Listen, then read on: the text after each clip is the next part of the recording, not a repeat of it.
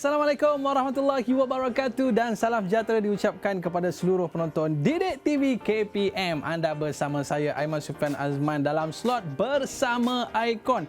Dan Icon yang kita nak bawa pada hari ini dialah pernah jadi model, bahagian penerbitan, dokumentari, penulis, pelukis. Semua dia lah.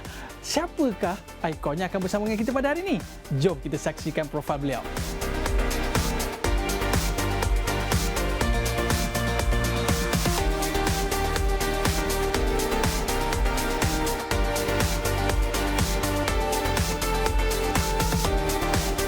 Baiklah, pada hari ini kita ada tetamu istimewa. Kita bawakan kepada anda Encik Rosli Muhammad Nordin, seorang ikon yang mana dalam bidang media, dalam bidang komunikasi dan kerja kreatif. Hari ini kita nak berkongsi apakah rahsia kejayaan beliau dan apa di antara anugerah-anugerah yang beliau dapat. Pada hari ini anda saksikan sehingga ke akhir. Baik, tapi sebelum tu, apa khabar tuan?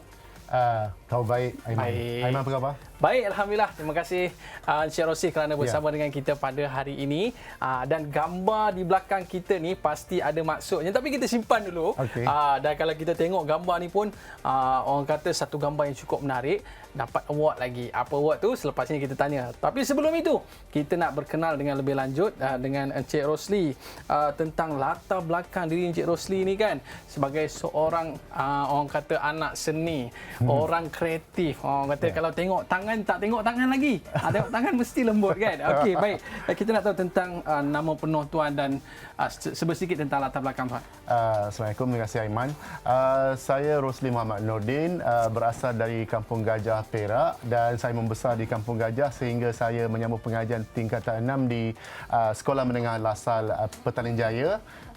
Selama 2 tahun belajar di Lasal Petaling Jaya, saya berjaya, alhamdulillah, agak cemerlang juga peperiksaan ataupun keputusan peperiksaan Sijil Tinggi Pelajaran Malaysia STPM dan melayakkan saya menyambung pengajian di Universiti Melaya di Jabatan Pengajian Media dan Komunikasi tahun 1996.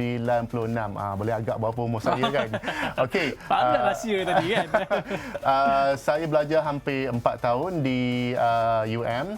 Dan saya aktif dalam pelbagai aktiviti pelajar dan pernah mengetuai delegasi kesenian menyertai Folklore Dance Festival di Ismailia, Egypt. Secara langsung atau tidak langsung, kita dapat satu inspirasi dan semangat yang baru bagaimana kehidupan orang di luar negara itu memberi kita moral ataupun inspirasi untuk lebih maju dan mendapat pelbagai elemen kreatif yang kita boleh aplikasikan sepanjang saya bekerja sebagai seorang pengamal media, sebagai seorang media consultant dan juga sebagai seorang tenaga pengajar. Saya mengajar di UiTM secara separuh masa untuk subjek penulisan berita dan juga berita radio dan TV. Yelah, kalau kita pergi ke Mesir pun kita tengok piramidnya lah, kita tengok bangunan-bangunan yang berada di sana, semua tu ada seni-seni kreatif di dalamnya kan. Baik, bila kita sebut tentang kreatif ni kan, mungkin boleh cerita sedikit sejarah penglibatan dalam bidang kreatif, bidang media, bidang komunikasi. Silakan. Macam ni Aman, apabila kita mendapat peluang untuk melanjutkan pengajian ke peringkat yang tertinggi sama ada diploma, ijazah, sarjana ataupun juga kedoktoran, apa yang kita pelajari tidak sahaja meningkatkan satu sertifikasi dalam bentuk bercetak. Maknanya kita ada ijazah, kita ada sarjana, kita ada kedoktoran ataupun PhD.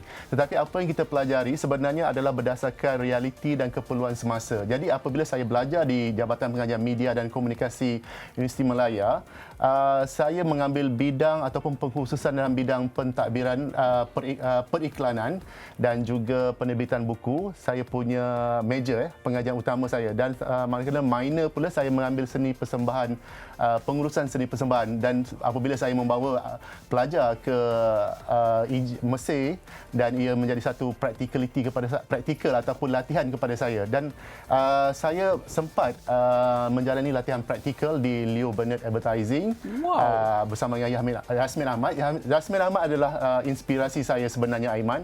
sebab saya teruja dengan bagaimana Yasmin membangunkan idea kreatif yang diterjemahkan dalam bentuk audio visual dalam durasi yang sangat singkat, iaitu lebih kurang kalau iklan kita tahulah 20 saat, 30 saat, 40 saat, 1 minit. Mungkin kalau paling panjang pun konsepnya mungkin 2 ke 3 minit. Itu bergantung kepada bajet ataupun peruntukan agensi ataupun klien itu sendiri. Jadi apabila saya menerokai bidang kreatif, saya melihat adalah terlalu banyak elemen komunikasi bidang media ini, kerja-kerja kreatif yang kita boleh terokai. Dan saya juga suka menulis. Dan saya tidak tahu ketika saya belajar di sekolah menengah, termasuk tingkatan 6, saya boleh menulis, alhamdulillah boleh dikatakan agak baik, dan saya kini merupakan penulis tamu untuk Dewan Bahasa, Majalah Dewan Bahasa DBP, dan juga penulis tamu untuk Majalah Dewan Ekonomi dan juga Dewan Budaya. Kita tak boleh bayanglah macam manalah Encik Rosli punya rumah kan, mesti cantik. Dari mana datang minatnya untuk menceburi bidang-bidang kreatif, komunikasi dan sebagainya? Silakan Cik Rosli. Kerana saya dibesarkan dalam latar keluarga yang agak besar. Saya mempunyai 9 orang adik-beradik, dan alhamdulillah saya satu-satunya adik-beradik anak yang berjaya melanjutkan pengajian ke peringkat tertinggi. Mungkin saya sedikit bernasib baik, tapi tidak bermakna kakak saya, abang saya, adik saya tidak bernasib baik, tetapi mungkin dari segi akademik saya ada kelebihan sedikit daripada mereka, dan saya bersyukur di atas kurniaan ini kerana dari kecil saya suka membaca. Sebab itu kalau kita balik kepada Al-Quran, perkara pertama yang ditekankan adalah membaca. Jadi membaca itu bukan kita kata sebagai jambatan ilmu semata-mata, tetapi membaca itu adalah merupakan satu elemen di mana setiap individu, setiap insan perlu membaca untuk mengetahui apa jua maklumat ataupun pengetahuan untuk diterjemahkan dalam bentuk realiti kehidupan kita. Jadi inspirasi saya selain daripada membaca, saya suka melihat, memerhatikan gelagat manusia. Saya suka melihat alam, melihat flora dan fauna, dan secara langsung atau tidak langsung saya juga melihat elemen ini memberi saya inspirasi untuk menterjemahkan kreativiti tersebut dalam bentuk audiovisual, bertulis, dokumentasi dan sebagainya. Dan saya juga suka menulis sebab saya melihat dokumentasi di negara kulit putih di Eropah. Mereka mendokumentasi setiap elemen kehidupan mereka. Jadi apabila dokumentasi mereka baik, oleh yang demikian mereka mampu menjarah dunia, maksudnya imperialism. Sebenarnya kalau kita ada pengetahuan dokumentasi yang bagus, perkara tersebut tidak patut berlaku kerana ini adalah negara kita, tetapi adalah sebaliknya. Jadi bagi saya dokumentasi ataupun penulisan, ilmu pengetahuan adalah penting supaya semua pihak, khususnya rakyat Malaysia, mengetahui setiap yang kita hasilkan. Dokumentasi ini adalah penting untuk bukan sahaja generasi hari ini tetapi generasi akan datang. Baik. Kita kata bukan calang-calang orang kita bawa ni. Kita nak korek lagi sedikit apakah orang kata titik permulaan kehebatan kejayaan beliau ini. Kita nak tanya juga apakah latar pendidikan Cik Rosli ini. Mungkin ada kaitan dengan gambar ni. Okey. Silakan Cik Rosli. Saya menyambung pengajian di, seperti yang saya maklumkan, peringkat ijazah di Universiti Melaya, Jabatan Pengajian Media dan Komunikasi pada tahun 1996. Pengurusan saya dalam bidang penerbitan iklan dan juga penerbitan buku serta pengurusan seni persembahan. Tetapi oleh kerana saya menggabungkan apa yang saya pelajari dengan aktiviti pelajar di Kolej Kediaman Pertama Universiti Malaya, ia menjadi satu kombinasi yang begitu membantu saya membina karier dan juga membina nama dalam industri media, komunikasi dan kerja-kerja kreatif ini. Jadi adalah penting saya galakkan adik-adik di luar sana supaya apa yang kita pelajari, apa yang kita minat, kita teruskan. Jangan hanya kerana orang berkata, boleh survive ke, boleh cari duit ke, boleh hidup senang ke. Tidak sebenarnya. Duit akan datang kemudian. Memang kita susah untuk mendefinisikan kejayaan seseorang itu, tetapi kejayaan itu hanya boleh dilihat apabila kita mengetahui kejayaan itu adalah kejayaan yang berbentuk kepuasan peribadi. Jadi maknanya kalau kita berjaya membuat air teh yang sedap, bagi saya itu ada satu kejayaan. Sebab orang cakap buat teh itu semua orang boleh buat teh kan. Sebenarnya tidak. Buat teh tarik lagi susah. Betul. Sebab tu kita kena tahu kenapa teh tarik yang sedap itu mesti dihasilkan daripada teh yang berkualiti, air yang panas yang mencukupi dan kombinasi susu ataupun rempah ratus. Kalau kita minum chai tea kan, teh chai tu, kombinasi rempah ratus tu mesti tepat. Jadi kalau kita tak faham apa yang kita minum, teh tu adalah kita minum getah dia. Bukan kita letak je teh turun warna. Turun warna adalah pewarna. It's not dia punya getah. Jadi kita kena faham apa yang kita pelajari supaya kita boleh kaitkan dengan realiti hidup. Betul. Jadi kenapa kita kalau kita pergi kedai-kedai mamak ke kedai mana-mana kita minum, kenapa teh itu tak sedap? Sebab kita minum adalah pewarna dan bukannya keaslian teh tersebut. Ini bukan rancangan masak-masak. Ini rancangan bersama dengan Saya Icon. suka analogi. Analoginya begitu sebenarnya. Tapi kita nampak makcik tu dia macam makan sirih lah. Makan Cik sirih. Rosli. Dia ada cerita ke di sebalik gambar ni? Sebab menarik sangat gambar ni. Saya mengambil jurusan ataupun menyambung pengajian selepas 20 tahun meninggalkan alam universiti peringkat ijazah di Universiti Melaya. Saya ambil sarjana media dan komunikasi di Universiti Melaya di alma mater saya dan ini adalah hasil kerja tahun akhir saya. Penerbitan dokumentari pendek di mana kami diwajibkan untuk menerbitkan sama ada dokumentari, public service announcement PSA ataupun penerbitan buku bercetak atau online ataupun juga iklan dan sebagainya. Jadi saya memilih genre penerbitan dokumentari pendek kerana ia adalah merupakan saya punya minat yang paling ultimate, paling utama. Dan sehingga mendapat anugerah kan? Ya, saya masuk pertandingan di Jilin dianjurkan oleh pusat ataupun Institut Animasi Jilin dengan kerjasama Kerajaan Tempatan Jilin dan saya merupakan pemenang bagi kategori dokumentari pendek. Wow, tepuk tangan sikit. Bukan salah-salah, okey. Kelakar pula saya tengok makcik dia senyum kan. Mesti dia tengah gembira. Kita berehat seketika. Jangan ke mana-mana, kembali selepas ini bersama Icon.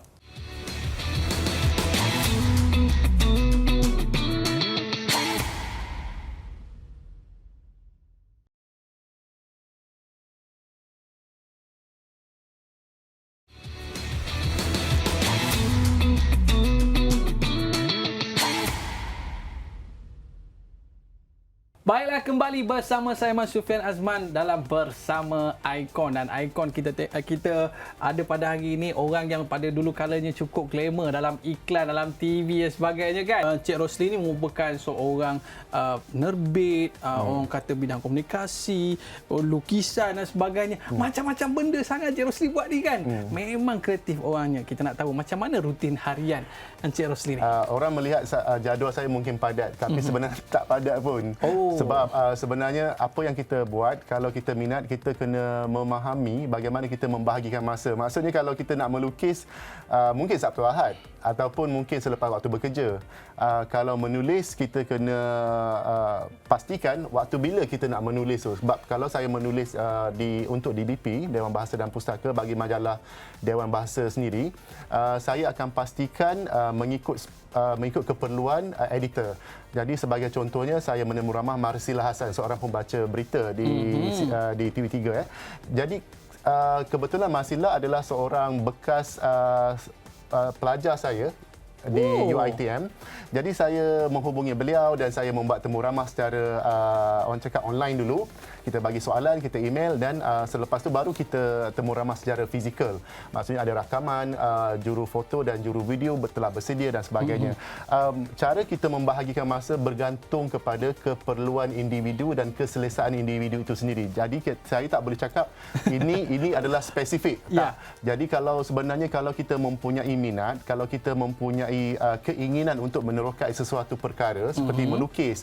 Ada orang suka masak, mungkin dia nak menghadiri kelas masakan bersama dengan chef yang terkenal ataupun mana-mana chef yang nak buat kelas secara fizikal atau online. Mereka boleh membuat jadual rutin harian itu bergantung keperluan dan juga masa individu itu sendiri. Minat dia lah, minat itu sendiri.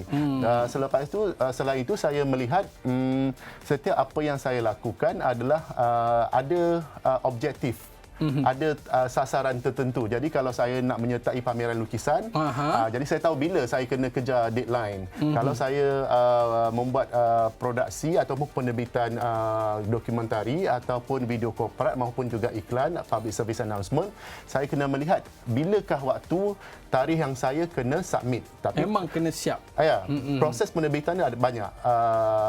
Kita ada pre-production, produksi self dan juga post produksi ataupun pasca produksi. Jadi kita kena lihat keperluan setiap proses penerbitan itu sendiri. Susun masa elok-elok lah. Kalau macam ni di masa 8 ni gambar apa ni Encik Rosli? Ini sebenarnya adalah satu ekspresi.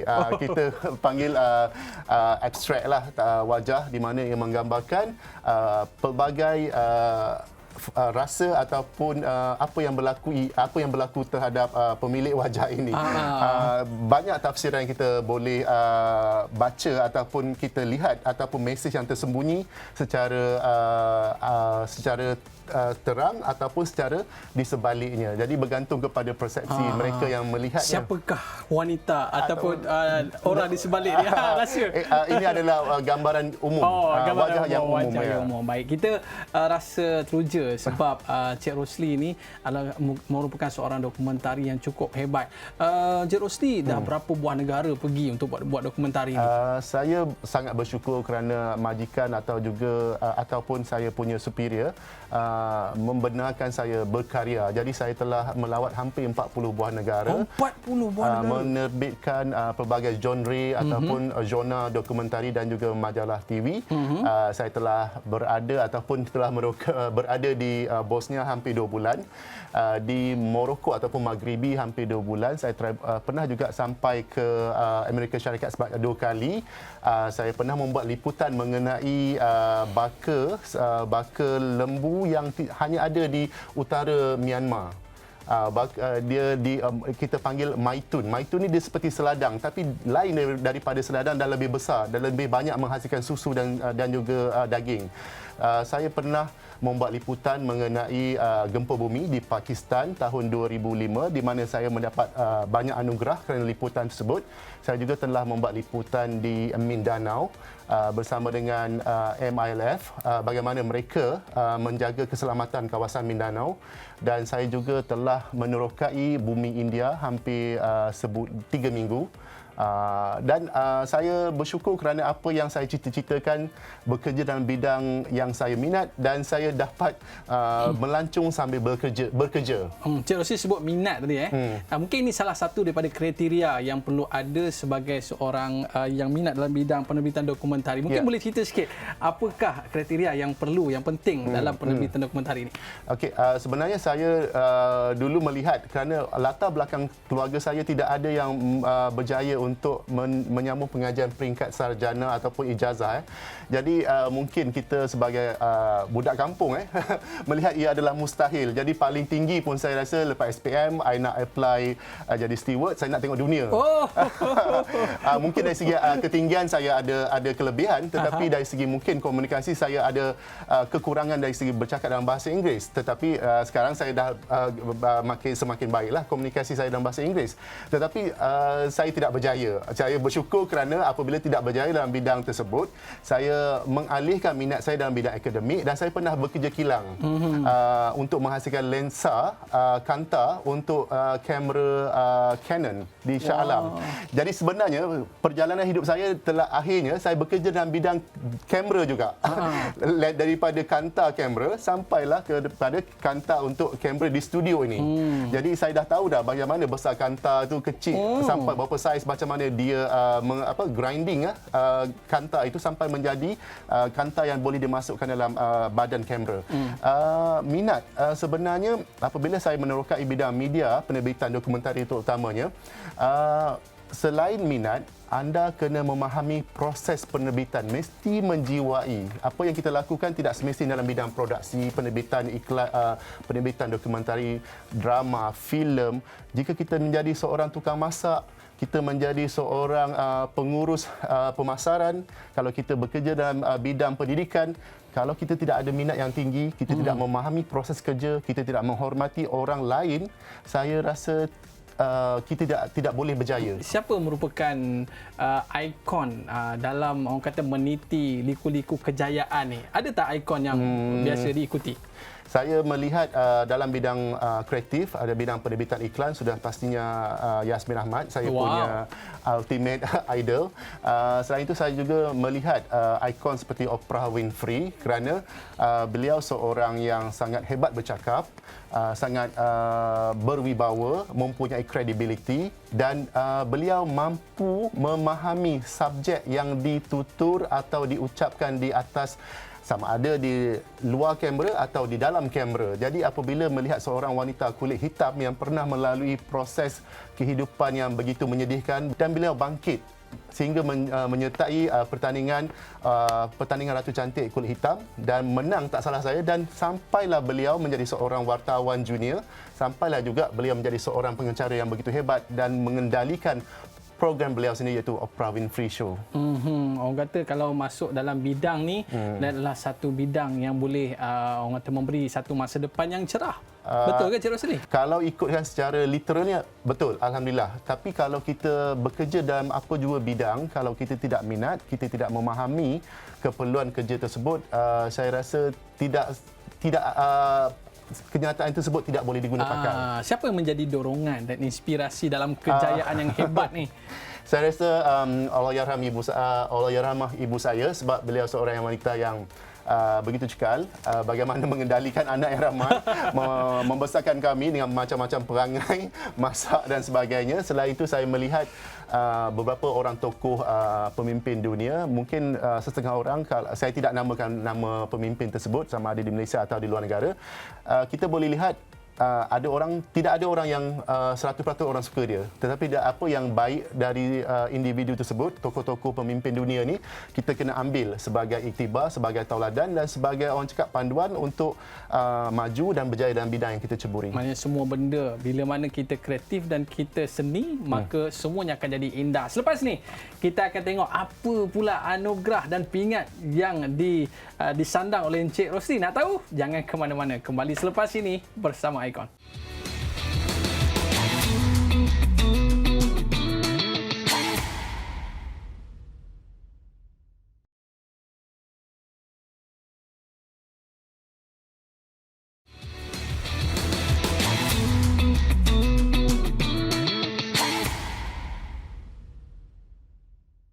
Baiklah, kembali bersama saya Mas Sufian Azman dalam Bersama Icon, dan Icon yang kita bawa pada hari ini adalah Icon Media dan Komunikasi. Kita tengok kat TV macam-macam cerita dokumentari, pergi ke negara Vietnam, pergi ke negara Pakistan, macam-macam negara ada. Hari ini kita bawakan kepada anda. Inilah orangnya. Okey, baiklah. Dan sekarang ni kita tengok dekat atas meja ni macam-macam award yang Cik Rosli dapat. Jadi mungkin kita nak tahu apa di antara pencapaian ataupun anugerah dalam bidang media komunikasi dan penerbitan dokumentari. Silakan Cik Rosli. Terima kasih Aiman. Sebenarnya sepanjang hampir 20 tahun bergiat ataupun bergelumang dalam industri media dan komunikasi ini, saya telah menerima hampir 16 anugerah ataupun award. Kalau ikut daripada jumlah ataupun wang yang saya kumpulkan, mungkin lebih 60,000. Tapi duit tu dah tak ada dah. Dah habis dah. Dapat duit biasalah, cepat kan. Kita nak belanja je. Saya bersyukur dan saya berterima kasih kepada semua pihak yang membantu saya, dan antara anugerah yang saya terima adalah anugerah liputan berita semasa terbaik kerana liputan gempa bumi di Pakistan, di Battagram lebih tepatnya, di Battagram, lebih kurang 100 km ke sempadan China. Pada tahun 2005 saya merupakan pasukan ketiga yang membuat liputan selepas gempa bumi melanda Pakistan. Ribuan mangsa meninggal dunia, dan saya bersyukur apabila walaupun saya agak terlewat ataupun pasukan yang kita tak dapat material ataupun visual di mana mangsa patah, berdarah dan sebagainya, mangsa tu dah recovery, tapi bukan 100%. Liputan yang saya hasilkan adalah di mana seorang wanita Pakistan yang bersalin di dalam kemah dengan cuaca sejuk dan dibantu oleh pasukan perubatan tentera ataupun MASMED team. Jadi tentera kita beroperasi di sana setelah hampir 2 bulan begitu, dan saya tiba minggu ke-3 atau ke-4 selepas kejadian gempa bumi yang pertama, dan saya dan juru kamera Allahyarham Hanif, juru kamera saya telah meninggal dunia kerana kemalangan. Beliau telah merakam momen bagaimana seorang ibu bersalin di bawah kemah, kelengkapan yang agak minima dengan kepakaran pasukan perubatan MASMED team tentera kita yang sangat hebat, dan alhamdulillah bayi tersebut berjaya lahir dan diselamatkanlah. Dan liputan tersebut saya telah dapat 4 anugerah, liputan Kementerian Pertahanan terbaik, anugerah liputan berita semasa terbaik, wartawan terbaik, dan satu lagi saya dah lupa dah lama, 2005 kan. Dan selain itu saya juga dapat Selangor Young Talent Award. Saya menerbitkan mengenai bagaimana seorang pemain gambus iaitu Fauzia Gambus. Orang ingat gambus adalah hanya dimainkan oleh orang lelaki, tapi Fauzia telah memecahkan tembok tradisi tersebut dengan bermain peralatan muzik gambus ini dengan begitu baik dan boleh menyanyi sekali. Jadi saya terbitkan sebuah dokumentari mengenai beliau, dan alhamdulillah saya dapat Selangor Young Talent Award, dan terkini saya menang di Jilin, China sempena dengan satu pertandingan melibatkan pelajar-pelajar Asia yang dianjurkan oleh Institut Animasi Jilin dan juga kerajaan tempatan di Jilin. Orang kata saya dah tua sebab saya pelajar dah agak berusia, sebab kelas ataupun rakan sekelas saya berumur lebih kurang 20 ke 25 sebab mereka habis ijazah sambung ke sarjana. Saya selepas habis ijazah pertama, saya meninggal dunia pembelajaran atau dunia universiti hampir 20 tahun baru sambung pengajian untuk peringkat sarjana. Kita sebagai rakyat Malaysia rasa berbangga ada ikon bintang yang boleh kita contohi ni, dan pastinya murid-murid kita di rumah sana terinspirasi dengan cerita yang diberitahu oleh Encik Rosli tadi, dan mungkin ada di sebalik pengalaman-pengalaman manis tu kan, dapat award dan sebagainya, kita rasa bangga. Ada tak pengalaman pahit? Itu dia kita nak tengok juga kan. Silakan Cik Rosli. Sebenarnya Aiman, apabila kita bekerja, tidak kisah dalam bidang komunikasi, bidang media, bidang hospitality, bidang pendidikan ataupun apa juga bidang di luar sana, yang paling penting minat. Apabila kita minat yang tinggi, memahami proses kerja, memenuhi keperluan kerja sesuatu bidang pekerjaan tersebut, jika susah bagaimanapun ataupun ada yang tidak manis tu, kita akan rasa tetap manis di hujungnya. Kerana apa yang saya faham, seperti saya seorang pengamal media, memang kita bertemu dengan pelbagai lapisan masyarakat, daripada somebody ataupun orang yang mempunyai kedudukan sampailah nobody ataupun orang tu adalah orang yang tidak mempunyai apa-apa pendapatan, gelandangan dan sebagainya. Bagi saya tidak ada satu pengalaman pahit yang saya rasa membekas di jiwa saya, kerana apa yang saya lalui, walaupun pengalaman tu agak sedikit kurang manis, saya melihat ia adalah dari sudut positif. Saya belajar sesuatu supaya saya tidak menjadi orang yang saya berurusan tersebut, yang di mana mereka menolak dengan cara yang agak kasar ataupun membuat satu perkara ataupun kenyataan yang agak begitu negatif. Tetapi saya melihat dari sudut positif. Jadi saya boleh saya katakan tiada semua manis.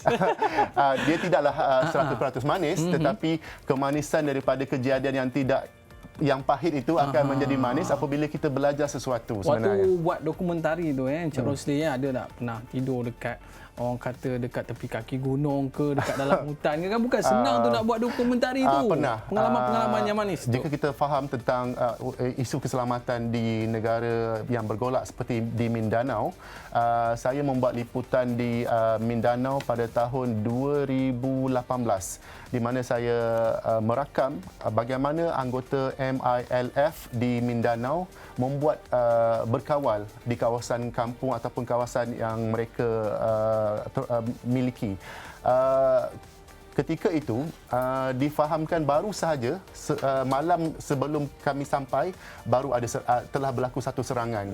Dan sebenarnya saya memperjudikan juga keselamatan, tetapi sebab ada berurusan dengan pihak yang berkaitan, jadi keselamatan saya itu mungkin sedikit sebanyak tidaklah terlalu berisiko, tetapi risiko tetap ada. Kerana apabila diserang, kemungkinan untuk serangan kedua, ketiga dan keempat akan berlaku bila-bila masa. Jadi tidak mustahil ia boleh menjadi satu kejadian ataupun liputan yang begitu mendebarkan, membahayakan dan juga boleh mengancam nyawa. Okey. Tapi alhamdulillah saya selamatlah. Itu dia, orang kata di sebalik pengorbanan tu, inilah dia anugerah-anugerah je kan. Bukan senang. Dan mungkin para penonton kita nak tahu apa di antara program TV yang pernah diterbitkan. Silakan Cik Rosli. Saya terbitkan sebuah program TV melibatkan umat Islam di luar negara. Programnya Syahadah. Saya terbitkan program melibatkan majalah ataupun seperti Majalah 3 ada di sebuah stesen TV. Dan saya juga banyak menerbitkan program berbentuk ad hoc ataupun berbentuk one off, di mana penerbitan itu tajuknya hanya satu episod saja, satu siri saja. Kemudian terbitkan tajuk-tajuk atau subjek yang lain lah. Jadi jika kita lihat dari sudut produksi ini, ia sangat menyeronokkan kerana kita akan melihat pelbagai perspektif kehidupan manusia tidak sahaja di Malaysia tapi di luar negara. Baik, kita tengok dekat atas ni ada sebuah Coffee Table Book. Buku ya? Coffee Table Book. Mungkin Cik Rosli boleh ceritakan buku ni tentang apa? Ini adalah buku melibatkan sejarah penubuhan radio televisyen Malaysia. Kita letak tajuk dia Merentas Zaman, 400 muka surat. Bagaimana perjalanan stesen TV tertua di Malaysia ini dirakam, diterbitkan dalam bentuk bercetak. Itu dia. Kita panggil Coffee Table Book. Cik Rosli juga merupakan seorang penulis. Wow, bukan saja penerbit dan sebagainya, penulis pun Cik Rosli juga. Boleh cerita sikit Cik Rosli? Saya banyak menulis untuk berita harian. Suatu ketika dahulu apabila saya mengembara, saya menyumbang tulisan dalam segmen ataupun muka surat khas mengenai pengembaraan. Jadi banyaklah tentang saya mengembara di Bosnia Herzegovina, tentang pengembaraan saya di Belanda, di Maghribi dan sebagainya. Dan saya melihat itu adalah satu proses di mana saya mengasah bakat saya. Jika kita tidak asah, kita tidak konsisten, bakat tersebut atau kemampuan skill tersebut mungkin akan berkarat lah. Sebab kalau kita tengok Cik Rosli penonton-penonton kita ni, mereka pun ada produksi mereka sendiri dengan menggunakan telefon, di media sosial dan sebagainya. Jadi pastinya mereka ni menarik nak tahu berkaitan dengan perkembangan industri ini sendiri. Tapi selepas inilah kita berehat seketika. Cik Rosli, para penonton jangan ke mana-mana, kembali selepas ini bersama Icon.